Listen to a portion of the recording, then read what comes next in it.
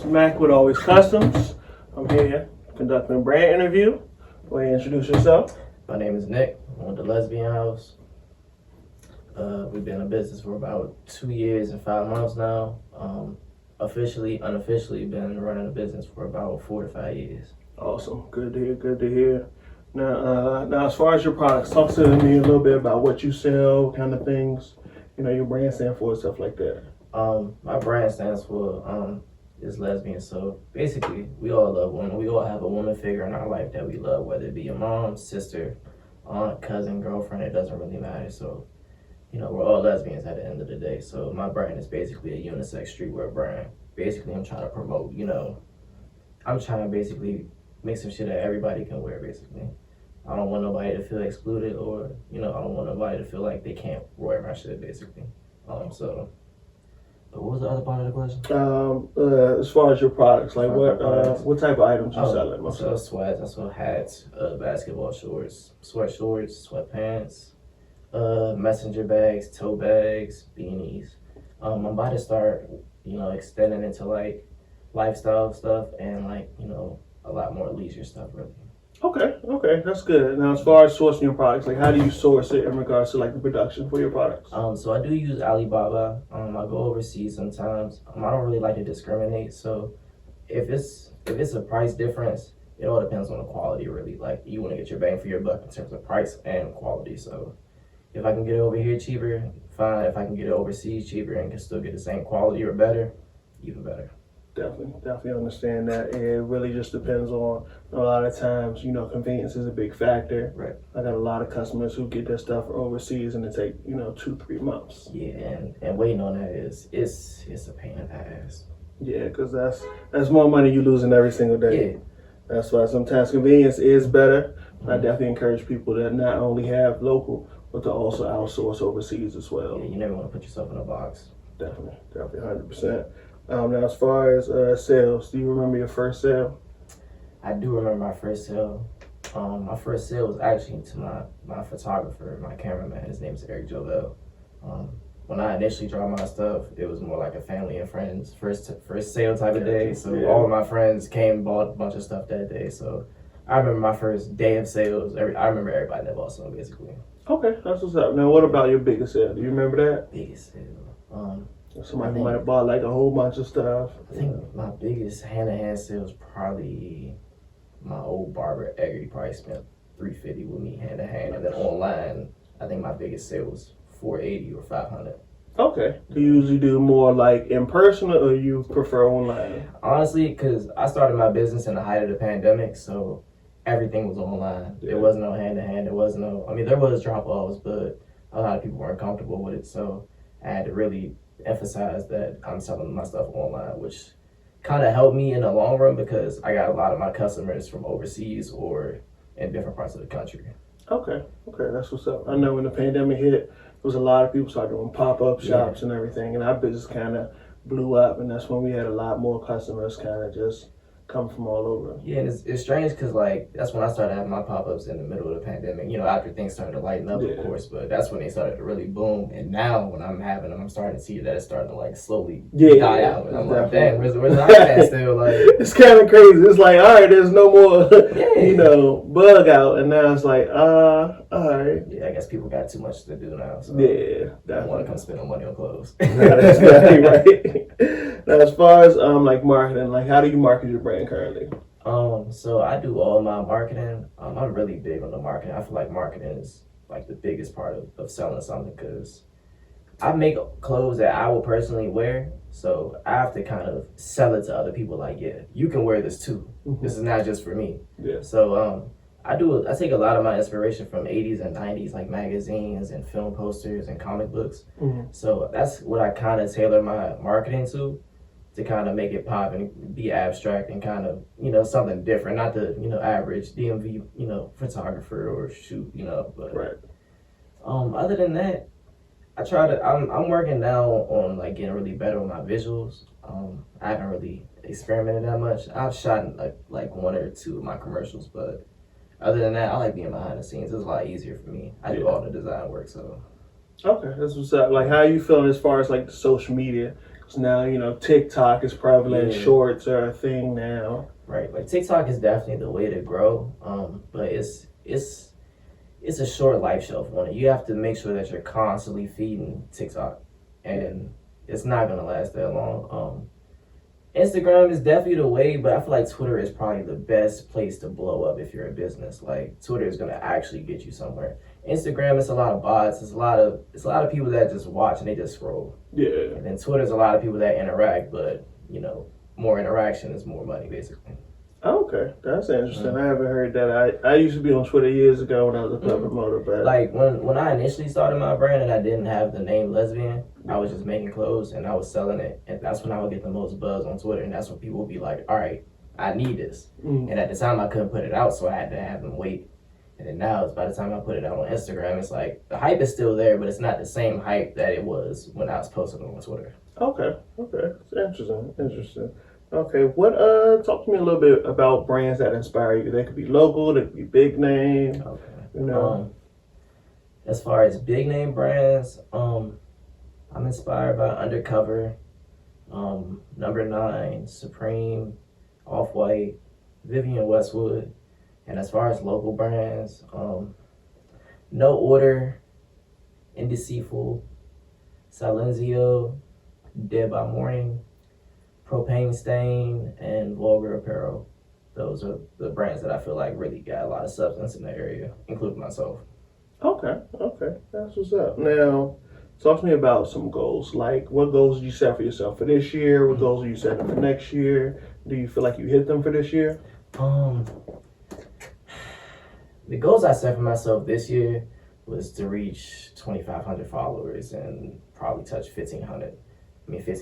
I don't think I did that, but the only reason I didn't do that is because I had a loss in my family, so I had to actually take some time away from my brand, which was kind of time needed because I kind of needed to rejuvenate myself. I was kind of feeling detached from my brand. I was kind of just feeling like it was a chore. Yeah. So now I kind of feel like, all right, I'm ready to attack next year. And as far as goals I have for myself next year, it's really just 15K online, 10K hand-to-hand, and I believe I want to have 6,000 followers. I'm sitting at like 1,800 right now. Okay. Yeah, you're going to get that. I definitely, if anybody knows about losses, my partner passed last year, and I kind of took 6 months away, so I can definitely understand that. You got it. Your mental health is important. Yeah, it's like now you kind of got a little fire under you to kind of go a little bit harder with what you're doing. So right, exactly, definitely. Now, as far as because when you're building a business, a lot of people don't realize this.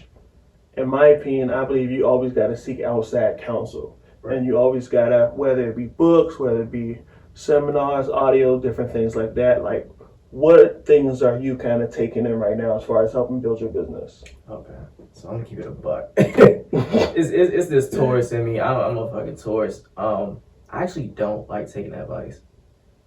Because I feel like I like to learn from my mistakes. I like to fuck up and figure it out.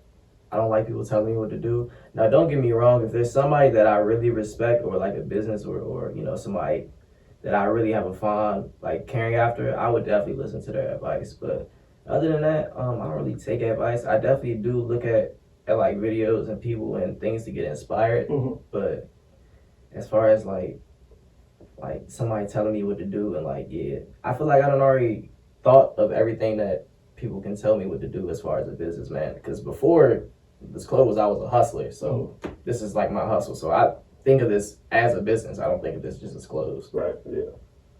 Okay. That's definitely interesting. YouTube University. I'm a proud graduate. I done did my hours, so I definitely. You gotta do the due diligence, and I feel like a lot of people just gonna tell you find your audience. Figure out what you're trying to make and who you're trying to sell it to, and it works. Yes, you gotta find your audience, but it's a lot more to it, and I feel like people don't want to give you the full sauce. Yeah, it's definitely a lot. I intake a lot of information in regards to. I've been in business 6 years in February, so I've definitely hit what a lot of people wouldn't know. I don't disclose numbers per se, right? But we've definitely built a successful business, and I do intake a lot of information Also, I used to do other businesses before this, so I definitely encourage you. You know, you don't have to. You know, you can weed out the information that people give you, but I definitely recommend taking advice from other people, especially people who've been in your position, who've reached a higher level. You know, because they can always come at something from a different angle. Right. And a lot of times, I know myself, and a lot of my customers would agree. I try to give people information as much as possible because at the end of the day, everybody can eat, and the more we all eat, the more we all help each other, especially with our community. Definitely. Yeah, so that's definitely something I encourage you to do. That's part of the reason why I started making the YouTube videos, because I know a lot of people don't know or don't have someone in their life to really give them information. Right. Since, you know, I've hit $500,000 in sales, you know, so I've seen the grind, you know, I've had the employees, different things like that. Yeah. So, you know, I definitely, you know, if not me, then find someone else, you know, who can kind of mentor you, kind of an accountability partner, different things like that.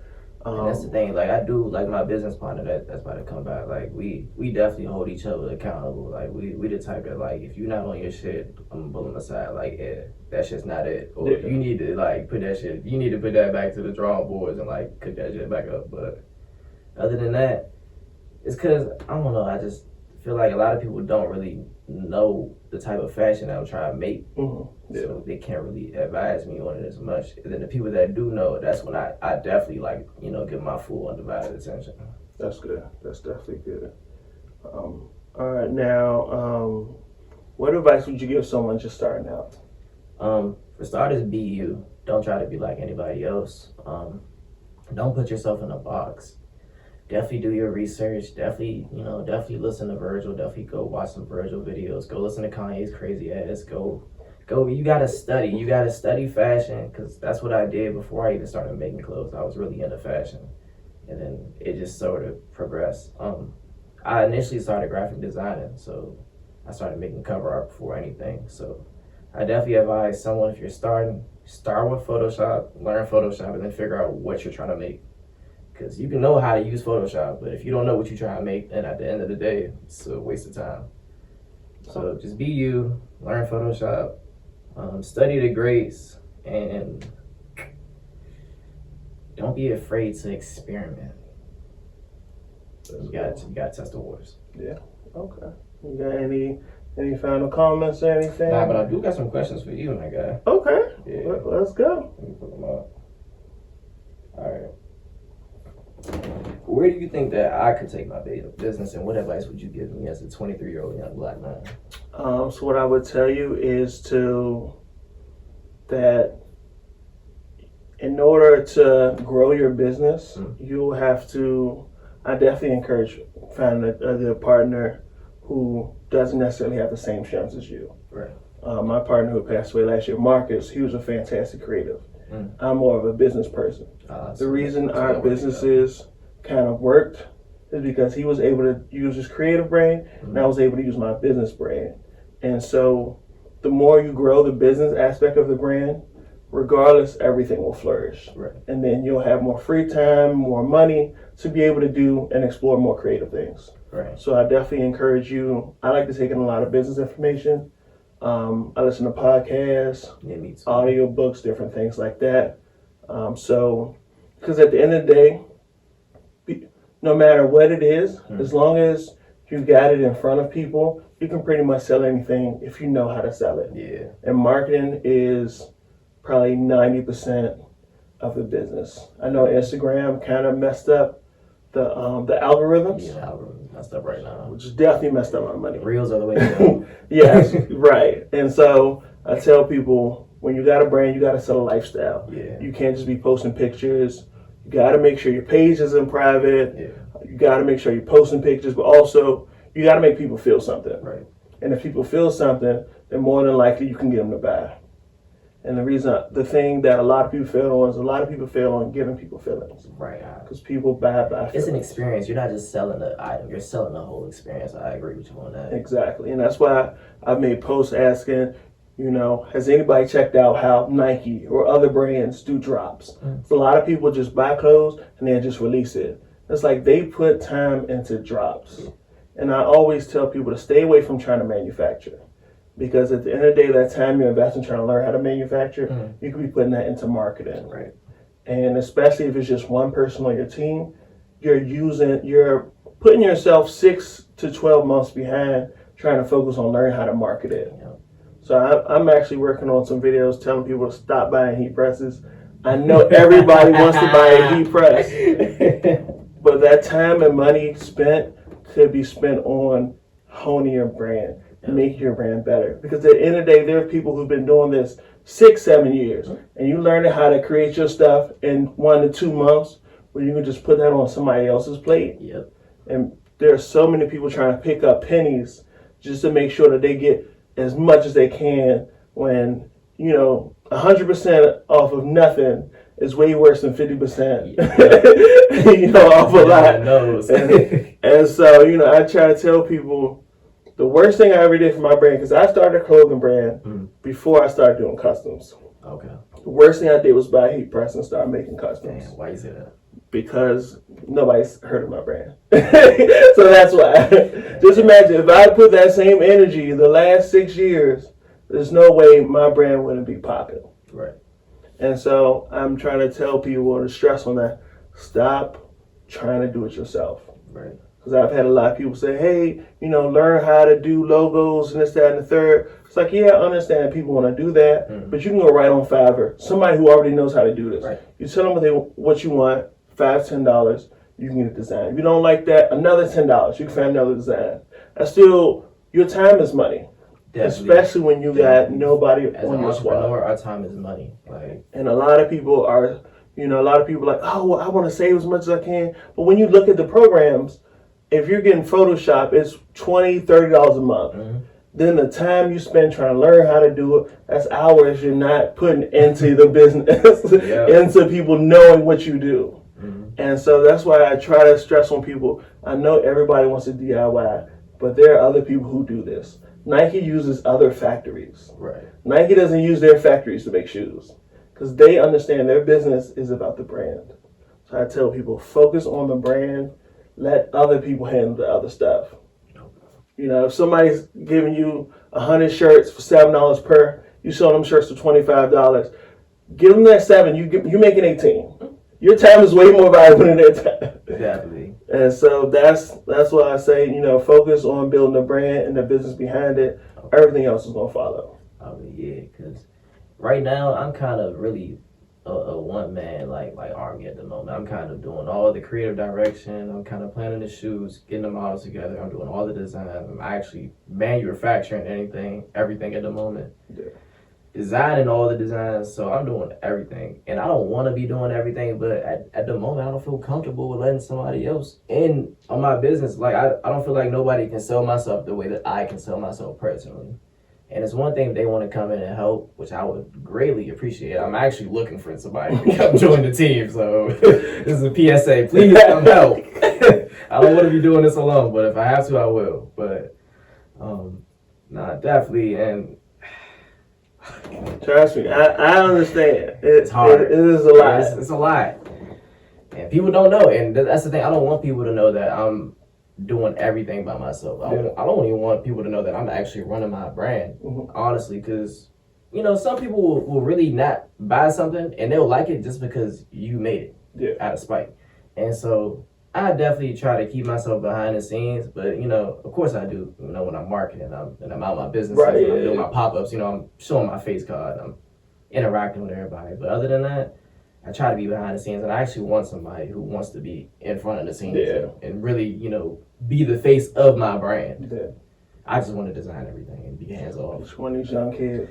They be hustlers, man. I done definitely had quite a few customers. They're like, yeah, I'm still in high school. And they, coming back rapping. I'm like, man, that's because kids, they ask their parents for $10, $20, $40 to support their friend.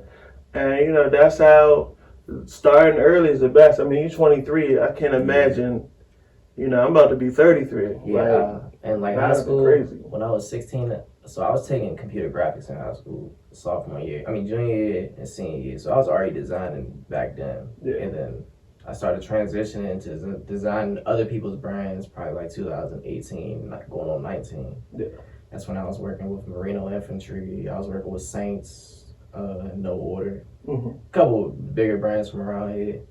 And then at that point, I actually didn't want to have my own brand. I actually just wanted to be a part of somebody else's brand, just design for them. But didn't work out, so I was like, why not just do it myself? I've been sitting on thousands of designs for years, so I might as well just release it.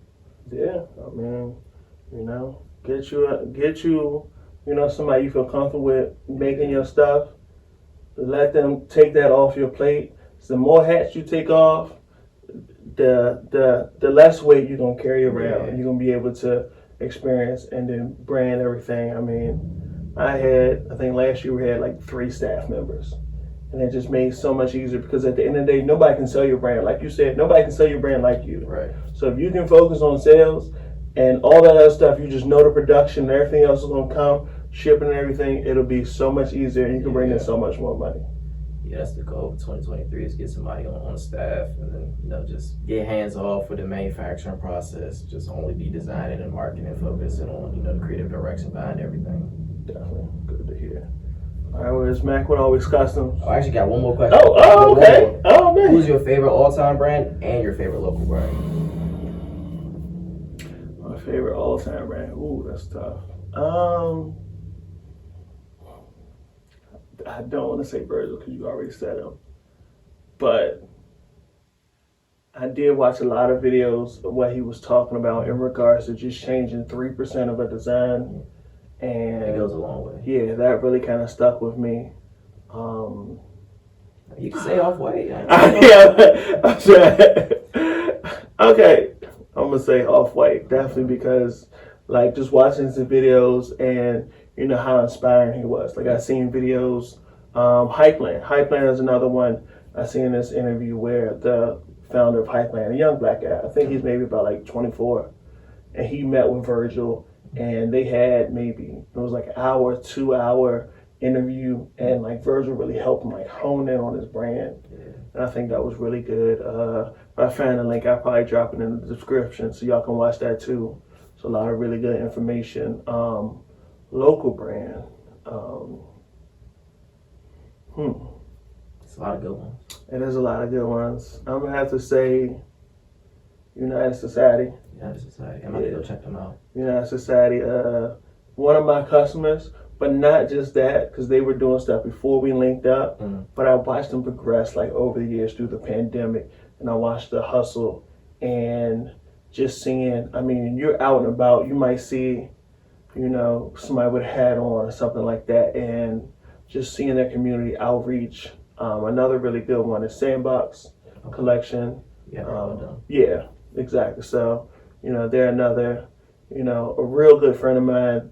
Actually met through the business, and we talk a lot. And I like to tell people fostering relationships is really important because it's not just business. That's how you can make friends and really good people that I've dealt with that I really see like growing up because they source stuff overseas. They do local as well, but they're at the pop-ups. I mean. Not too many people, haven't heard of at least 1 or 2 of them. Yeah. And so, they're doing the groundwork, doing the branding. So that's the most important thing. Okay. All right. Any other questions? All right. Well, thank y'all again. This is Mac from Always Customs. Nick from the Lesbienne House. All right. Y'all have a great one. Make sure you like, comment, and subscribe. I'll see y'all next time. All right. So what we're going to do now is we're going to do the merch.